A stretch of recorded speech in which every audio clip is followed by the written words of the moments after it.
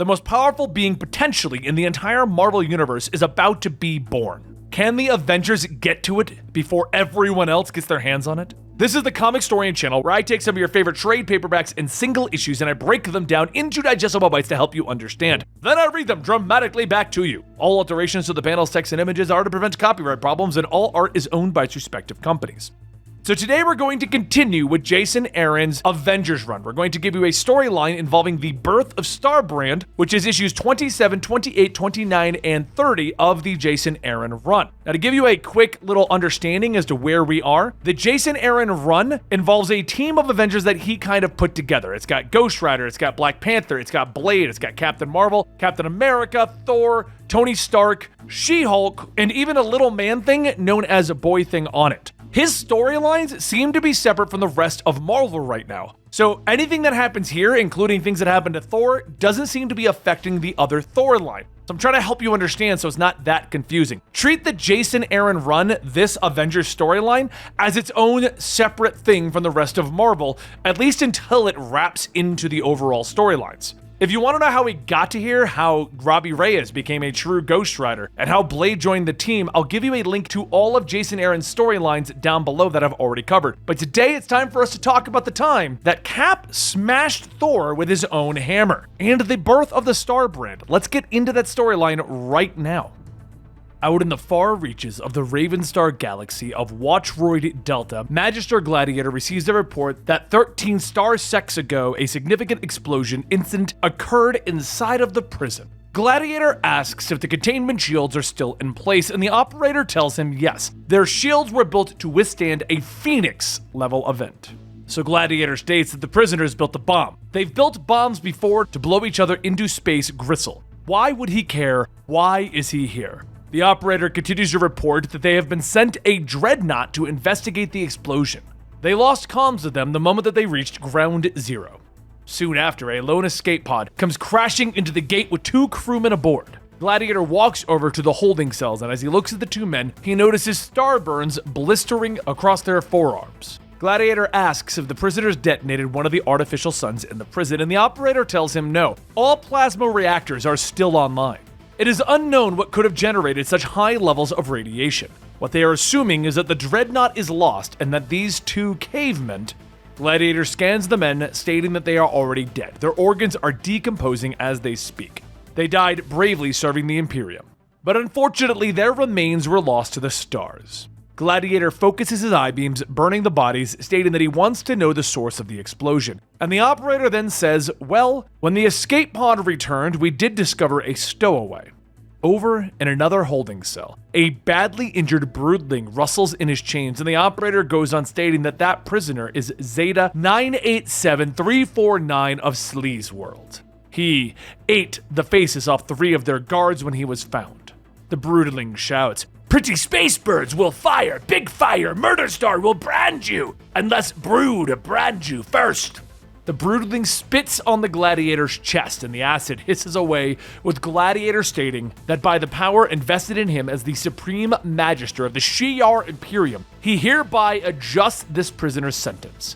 Broodling of Sleaze World, you are sentenced to death.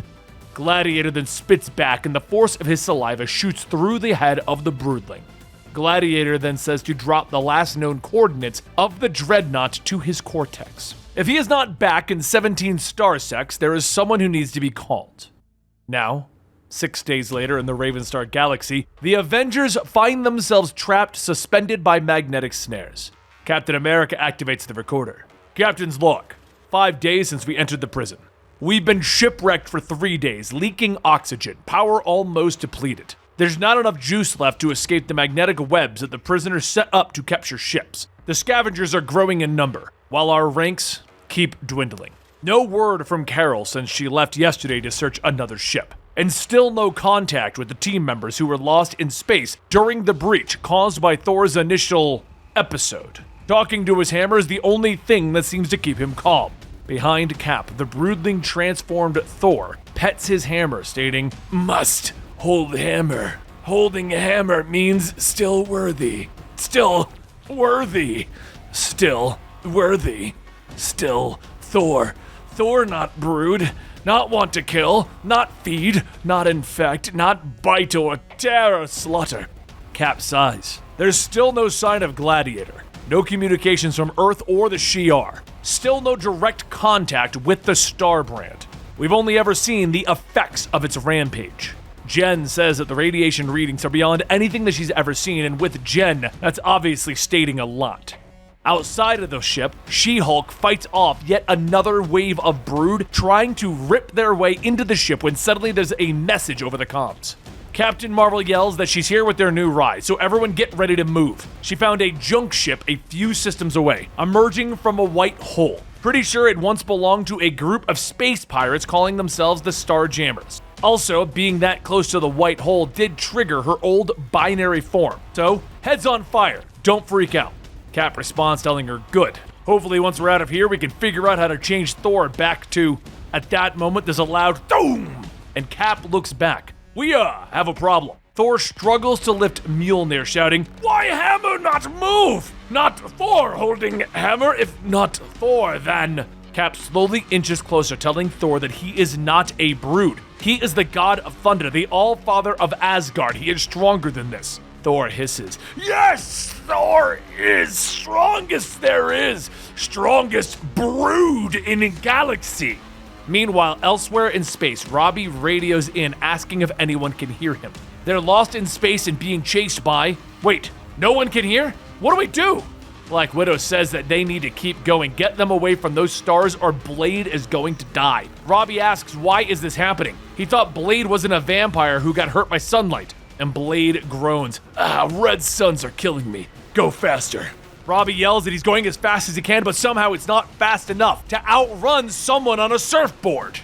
But days before this, it was not only the Silver Surfer who caught wind of the coming of Starbrand. Though they had their disagreements, Heralds Terrax and Firelord also joined in the Surface quest to stop the return from ever happening. And back in our current time, Cap finds himself in a corner as Brood Thor grows ever hungry for flesh. After one last knock across the cabin, Carol asks what's going on. Is he under attack? Cap sits up telling her that she might say that. Thor's out of control, and I'm afraid that this calls for extreme measures.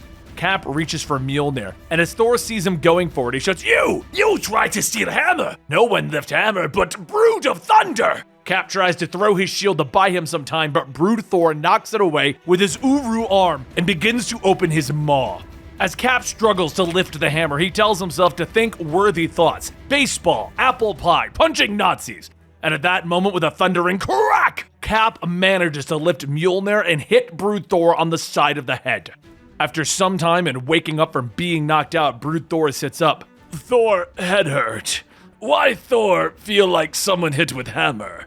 Carol tells him it must be the Brood infection. He should, just try and take it easy. Cap tells him that they're going to get him the help that he needs, and Carol found them a new ship and a change of clothes, so they're about to move out. Brood Thor looks at Mjolnir and asks, Who moved Hammer?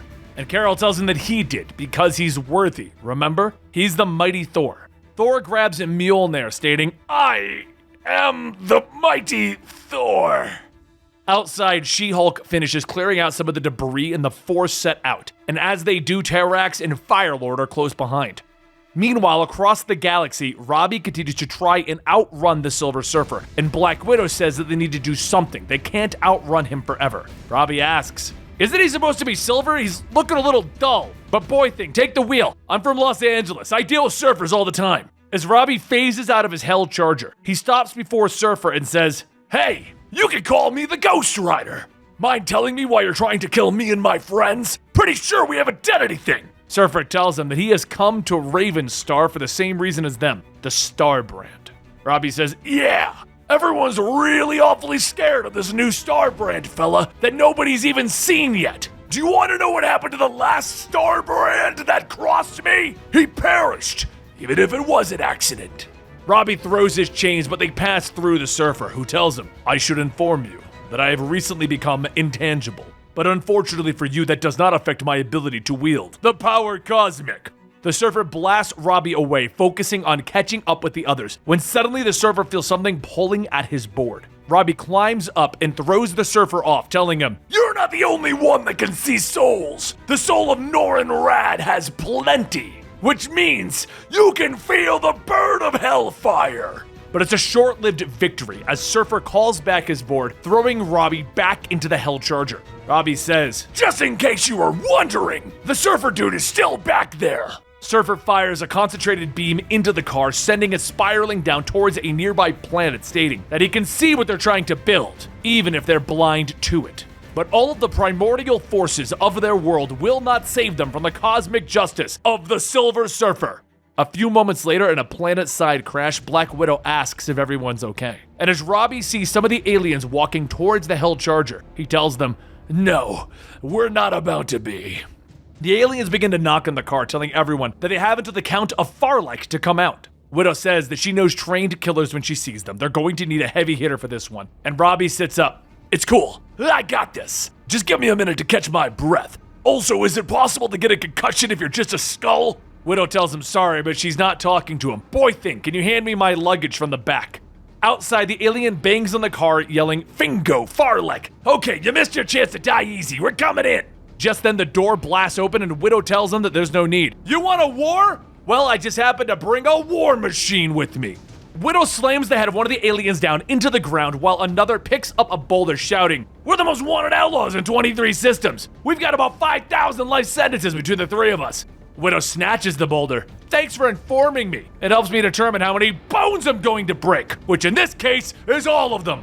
As Widow slams the boulder down, another alien hits her from behind with a club, telling her, "It took 17 Imperial Guardsmen to drag me back into prison. I'm eating you for dinner, metal hide and all." Widow cuts through the club, stating, "You'd think with all the schooling the guardsmen went through, they'd know the importance of a kneecap." As she shoots out the aliens' knees, she tells them that she'll make them a deal. Tell her where they can find the Star Brand, and she'll let him have the other knee. The alien laughs, telling her that he would give that information for free if he can just smell her burning guts stinking up the spaceways. You can find the Star Brand by, but at that moment the alien is melted, and the Surfer flies down. "Avengers, you do not get to find the Star Brand." Widow jumps up and rockets around asking, "Weren't you supposed to be one of the good guys? Why are you such a jerk now?" "I was the Herald of Galactus. There is nothing that you can call me that has not already been screamed at me in every language of existence." Widow releases her payload, but the bullets and missiles pass through, and Surfer hits her with a cosmic beam, telling her, "Your humanity betrays you. You would risk burning worlds, all to save one human life." Widow asks, "Human, are you saying that the Star Brand is from Earth?" As the two fight back in the Hell Charger, Blade tries to ask Robbie if he's awake, and after getting no answer, he sighs. Looks like it's up to old Blade. Red sun poisoning and all." He reaches for his sword as Boy Thing begins to wrap himself around Blade, and Blade shouts, asking, "What are you doing, Boy Thing?" Back outside, Surfer stands over Widow, telling her that he does not wish her permanent harm.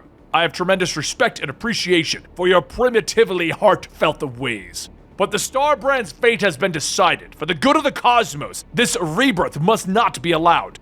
Before he could attack, a Boy Thing-clad Blade stabs Surfer in the back, asking, "Who are you calling heartfelt?" Surfer recoils, asking, "What in the name of Galactus? Do you feel that sting? It's called fear, and whoever knows it, even shiny and tangible silver space surfers, burn to the touch of my little friend here."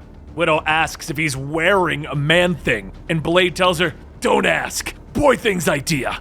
Blade then forms another sword for Widow, and as she takes it, Surfer takes his board and swings it, hitting both of them, stating that they would need to talk them into destruction. But never again will he stand by and watch worlds be destroyed. As Widow begins to go back in, she shouts, asking, "Where is the Star Brand? Tell me so we can finish it." At that moment, there's a blinding light with the Star Brand symbol from the next planet. And Surfer tells them, "It's not hard to find. Just follow the pangs of its birthing." Moments earlier, a few light years away, the other half of the Avengers begin to fight off Firelord and Terrax's assault. Cap throws his shield into Terrax's back, telling She-Hulk to be careful not to let him wreck the ship. Terrax fires a blast back at Cap, telling him that he's just going to kill them. The asteroid storm that he's controlling will handle the ship. But while Cap and She-Hulk try to hold Terrax off, Brood Thor is hit with another asteroid, and back on the ship, Cap tells them that they need to get back there. He's the only one who could save them. "You're the strongest brood there is, Thor." Brood Thor asks, "Thor is?" Cap tells him, "Yes, and it's time to feed." Mjolnir falls from Brood Thor's hand as he lets the hunger set in, and then he flies back out screaming, "Feed!" But through the fighting, they too see the light of the Starbrand as it shines across the galaxy. And on the surface of that planet, Gladiator descends, telling the Starbrand that he orders them to stand down. Stand down in the name of, but Starbrand hits him with a blast of energy, shouting, "No! Stay back!" Gladiator gets back up. "You better control your power before I control it for you." "I can't help it! I didn't ask for this! This power came out of nowhere like a comet! We were in transport and Gladiator blows away fire, telling him, "You are a prisoner in control of one of the most powerful weapons in the cosmos. This cannot be allowed! Starbrand, by the power vested in me by the Imperium, I am afraid I must sentence you to die. May the gods have mercy on your soul and that of your unborn child." The pregnant Earth woman tells him, "No! Stay back! Stay the hell away from me! I will set the entire galaxy on fire!" Just as Gladiator gets ready to end this woman's life, something comes crashing down on top of him as Gladiator shakes it off. What in the name of Shara and Kathira? Brood Thor climbs out of the crater, lunging at him. While they begin their battle, Terrax tells the other heralds that he has found the star bomb, attempting to disable it now. But before he can swing his axe, Carol hits him with a blast and radios to everyone, "I have eyes on Starbrand. This just got a whole lot more complicated than we imagined." Surfer calls out to the other heralds that the bearer of the brand is with child. "We must discuss this." As Cap and the others get ready for the final showdown, he tells Surfer, "I wasn't expecting much in the way of decency from your friends, but I can't believe I'm about to have to say this to you, Surfer. No one comes near the woman who is about to give birth. Her safety is my primary concern." Silver Surfer turns to Captain America. "You're right, we must." Gladiator shouts over everyone, telling them, "No! No! The host and the child are already dead. They died the moment the Starbrand infected them, and we will all be dead if we do not finish this." Cap tells She-Hulk to make sure that no one gets near them, and as the woman begins her contractions, she releases even more energy into deep space. Through the fire, She-Hulk reaches out. "We can help. Help you. Control, relax, breathe." As the woman tries to take She-Hulk's finger, She-Hulk begins to absorb the energy into herself, giving Cap the space to lean in. He tells her, "I've delivered babies in the past. My name is Steve. What's yours?" She screams as she goes into labor, but even still, everyone is there fighting around her. The woman shouts for everyone to get back, and no matter what happens, her baby will go home. And after one final fiery explosion, Firelord asks if they see it now. "Do you see the power that is at play here?" Carol tells him she sees something else, and Steve stands up. "It's a girl!" He then asks She-Hulk, "How's the mother?" And Widow says that there's no pulse. Over the comms, Killstation Prime radios Gladiator, stating that they have an Apocalypse-class dreadnought warping to his position.